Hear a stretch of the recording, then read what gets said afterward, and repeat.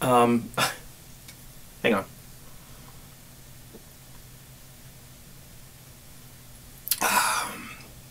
Oh, there we go. Now I can talk. Happy Homebrew Wednesday, guys. I have to excuse me. I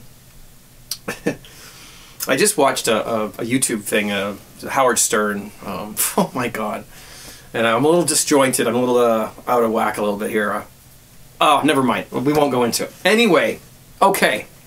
Happy Homebrew Wednesday. Cheers. Here we are. Let's get on track here. Let's keep it homebrew related. Here we go. Oh, it's good. I'm drinking, I say this every week, it's the same thing, haven't done anything special. Cooper's IPA with hops added, dry malt extract dextrose. It's what I've been doing for the past couple months. I just haven't had time. We're actually, well, I won't mention that. We're endeavoring on something as a family, so it's taking a little bit of time. And so it's, we're working on it, and it's just, it's time consuming. So we're, I'm not really brewing a lot of different things. I'm just doing my staple IPA. And got another one going here. Let's take a look to see what we're actually brewing. I'll grab the camera. Got a few things I want to talk about this week. We're going to step away from the Q&A for 1 week and just get on to some things I want to talk about.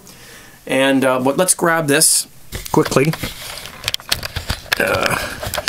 Whoa, there we go. Easy does it. There we go.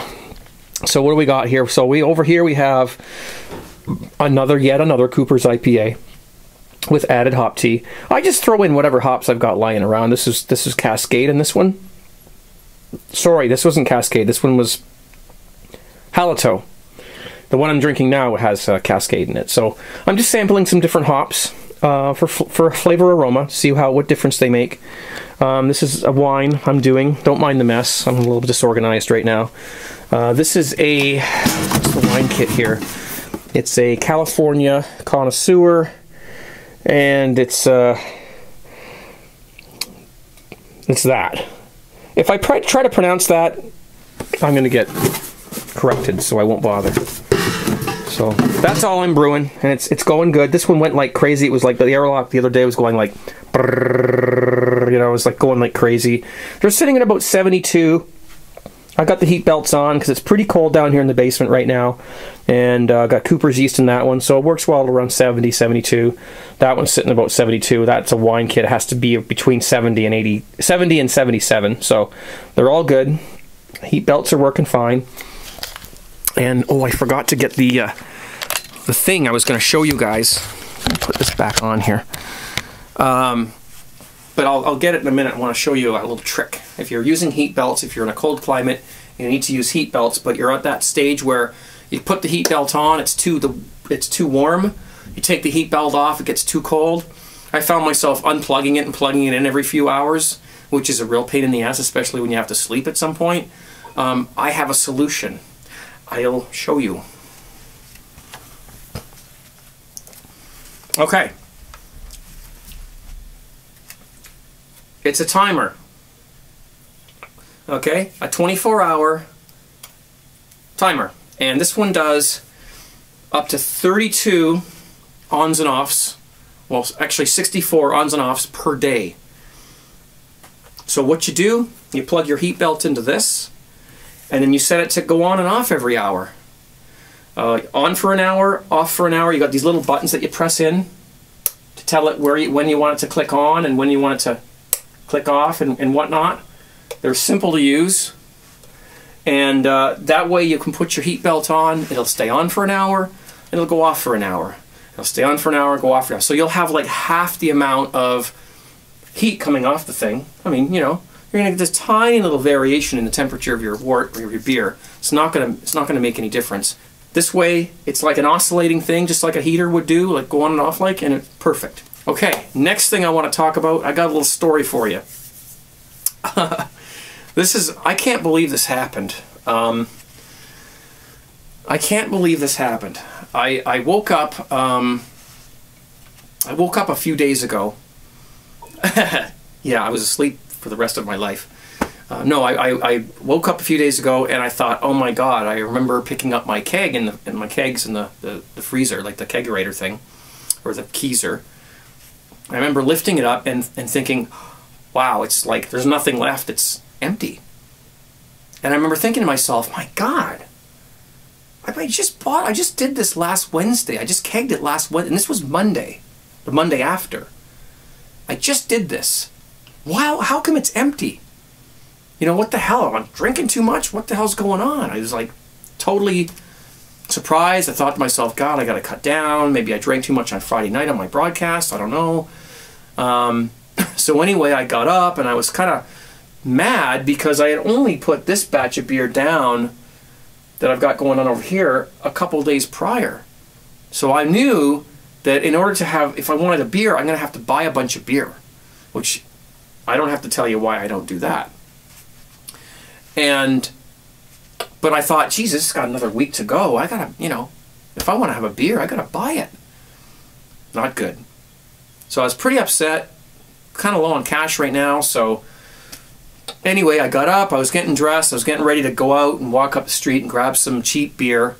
And before I left, I opened my keezer just to check to see how low is it really? I mean, I know I picked it up and it was really, really light, so it was like maybe a couple glasses left in it or something like that, you know? So I went, and I thought, you know, how much beer am I going to have to buy? I picked it up, and then opened the freezer, picked up the keg, it was like, it's like, what the hell? It's full! There's all kinds of beer in this thing. I dreamt it. I dreamt that I went and checked my keg and it was empty. And I thought, I honestly thought that that was a real situation. I dreamt it and I mistakened the dream for reality. And so I lifted the keg and I went, oh my God, it's full. There's all kinds of beer in here. I took off my coat. That was it. I stayed home. Didn't have to buy any beer. Bonus. But isn't that weird? Have you ever done that?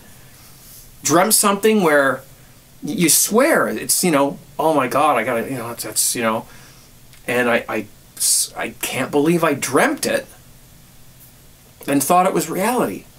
That is not good. I'm getting old. The cobwebs are starting to form inside the gray matter.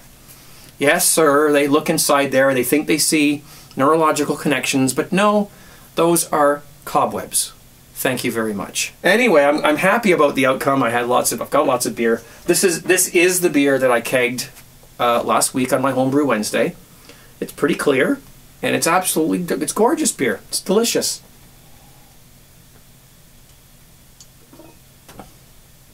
The hops, the Cascade hops are so there. I'll do a video on, I swear, I keep saying that, but I'm going to do a video on how I make this Cooper's IPA taste like a real, authentic IPA. It can be done, and I've tasted store-bought IPAs and craft beers and whatnot, beers people have sent me, you know, so it's in the ballpark, absolutely in the ballpark. Even maybe inside the diamonds, okay? Inside the diamond there, the baseball diamond. So, if that makes any sense to you. Any of you other Homebrew Wednesday guys who do these videos, let's hear your weird brewing story. Did you ever have a dream where you thought you did something and you didn't, or you thought you forgot to plug in your heat belt, or you thought you forgot to put your airlock on and you jump out of bed and you, oh, it's okay, it's fine, everything's good.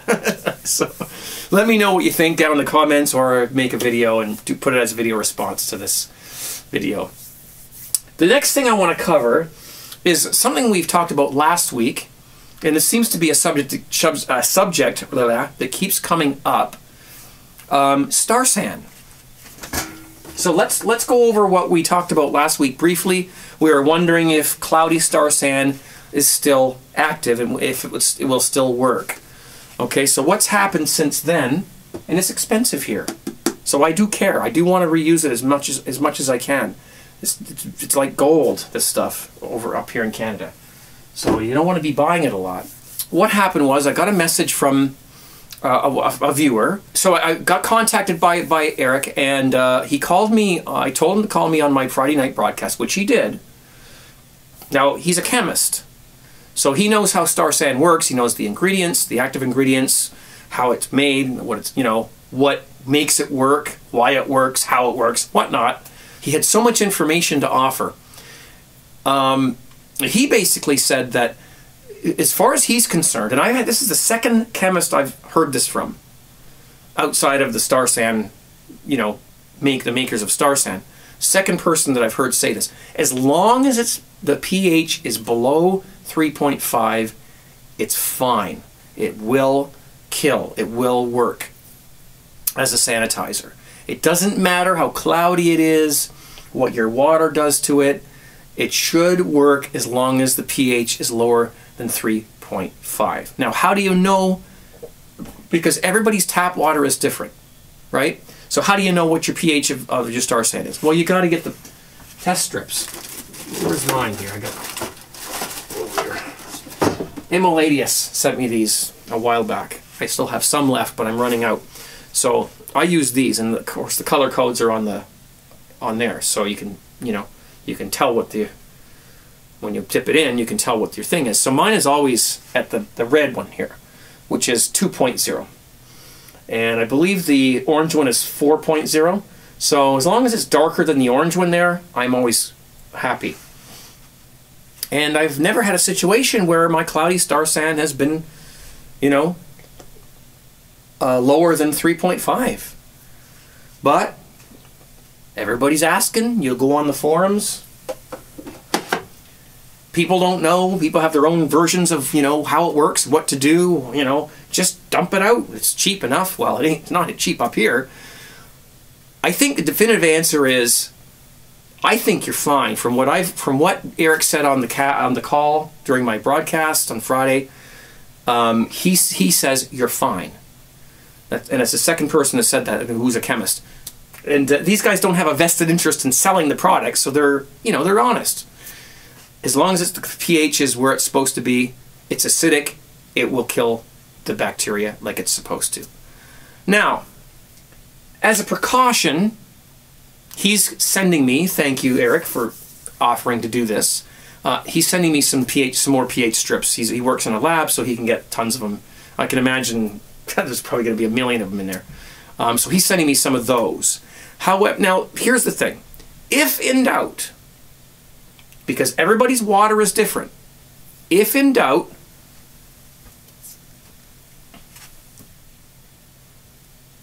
$1. Okay? This is 4 liters of distilled water. 99 cents. It's not hard to carry. It's not a big 5-gallon thing that you're going to be like this, I'm just going to do the math, and I'm going to add the Star San right into this bottle. It's not going to go cloudy, and I'm going to be using that Star San for probably several months. One batch, one little. It's probably going to be like half to a quarter of an ounce of Star San in here. Just a little bit. It's going to last me a long time. So if you're in doubt, get the test strips that go down to 2.0 pH so that you can tell if everything's fine. And if you're really paranoid like me, get distilled water. Just buy one of these. $1. It's going to last you a couple of months at least on one batch of one little tiny bit of Star San in there. I better put this down before the handle breaks. Okay, so that's my suggestion to you. Cloudy Star San should work fine as long as the pH is below 3.5 or 3.5 or below.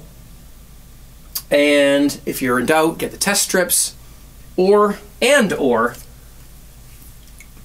cents for distilled water. You can't beat it. Okay, you might even be able to get cheaper than that.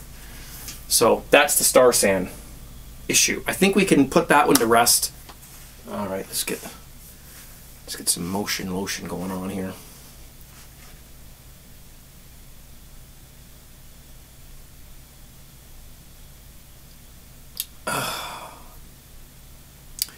Well, I think one more thing I want to cover here, guys, and this is pretty important to me. I've had a few, you know, a lot of messages actually over the years, but especially lately, with guys, you know, telling me, you know, that you know, thanking me for the videos, telling me that, you know, I was instrumental in helping them get started with home brewing, that my videos helped them out quite well, a lot. Some people, a few guys have even said that if it weren't for my videos, they would never have brewed. So I mean, that is an honorable position to be in for me. I never thought, I would never in a million years thought, you know, 4 or 5 years ago, 6 years ago, that I would ever be getting messages like that. And you have to understand, and I want to put this, you know, very clear to you, that, you know, I've put myself out there many times in my life. You know, I'm a musician. I've been, you know, on the radio. I've been on television. I've had, you know, positive feedback come from those things. I've worked in studios. I've had, you know, positive experiences with people. See, I'm really a modest guy, so I have a problem talking about this. Listen, all I want to do is say thank you. Okay? Thank you. And believe me, this head stays small. The cobwebs are still there, and nothing is ever going to float up and be... My feet are firmly planted on the ground. Because as soon as you start to float up and become, oh, I don't need those people anymore, I'm big, you know, I can do that, that's when you start losing people. You might gain more people up there, but you lose the roots, you lose the real people. And those real people are you guys who are watching this and who comment and support me and participate and say nice things and tell me, hey, you're the reason why, you know. And there's lots of brewing videos on YouTube. There are. There's millions, you know, there's tons, thousands of them. What can I say? You know, I completely understand, because I, in the last 20 years, have had an idol, somebody, or, well, somebody who I looked up to, who taught me how to cook. I spent many, many years watching somebody who used to call himself the Urban Peasant. It was a television cooking show called The Urban Peasant, and his name was James Barber. And he's deceased. He's no longer with us anymore, at least in body anyway. He taught me how to cook. I used to watch his show every single day, and then run down to the grocery store and get all the stuff and make what he did on his show that day. I might have even videotaped, or, you know, recorded his show and then played it back while I was cooking it to see how he was doing stuff. Learned how to use a knife, learned how to cook, learned how to, like, not how to read a recipe. Not how to follow it step by step and check things off as you go. But how to cook. How to get in there and go, what do I have? What can I do? And do it. And come out with a meal that's good for your family. And I look up to this person. Even though he's no longer with us, I totally idolized the guy. I mean, I was like... my wife used to tease me, you know, because I was so into this dude, you know. But so I understand, you know, I've been on the other end of it. I know what it's like when you find somebody that you click with and you think, this guy makes sense, you know. He's showing me how to do something real simple. I'm a simplistic guy. I don't make things complicated. If you want to make things complicated, you can do that. But, you know, I don't. I do what works, you know. And so I totally get it, and I get that this guy, this Urban Peasant, and James Barber, I accredit him totally to why now that I can go in the kitchen and I can get whatever from the cupboard, fridge, under the stairs, wherever you get your food from, you know, wherever it happens to be, and make a good meal for my family. And that's because of this James Barber guy. So I understand. And thank you for saying that you started brewing because of my videos. And a lot of people, you know, again, there's tons of stuff on YouTube about home brewing, and I urge and encourage everybody to don't just watch my stuff. Get out there and watch everybody's videos. There's lots of stuff out there. I'm not, you know, I'm not the be all and end all. I don't know everything. I'm stupid, you know. When it comes to stuff, I'm still learning. So, you know, thank you for saying that, and it's great that you started brewing. And listen, it's a party. It's a great time. Life is good.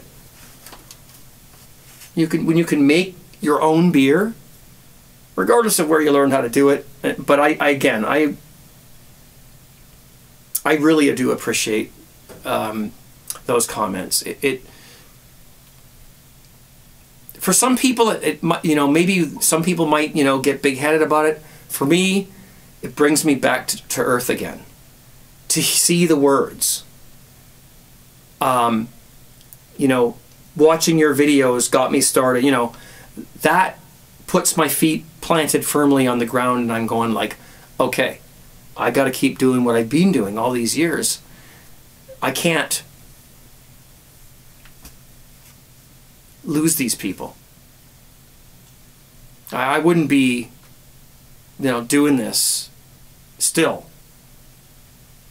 if it wasn't for you. I know this is all sentimental, and cheers.